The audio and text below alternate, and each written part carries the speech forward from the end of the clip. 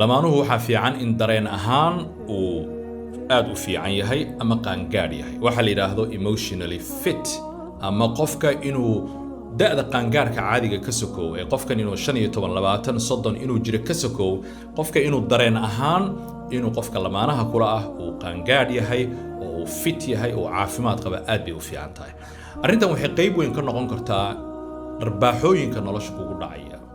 ups and downs oo yani kor u kaca hoos u dhaca nolosha ku imaanaya haddii qofka dareen ahaan uunan caafimaad qabin oo uunan dhammaystirnayn oo uu yahay qof masalan jilicsan ama dhinacyadaasi aanan ku fiicnayn waxa dhacaya dareen ahaan qofkaasi inuu u baaba'o hoos u dhaco qofka marka uu isaga hoos u dhacana way adag tahay inuu adigii oo bannaanka joogo uu ka caawiyo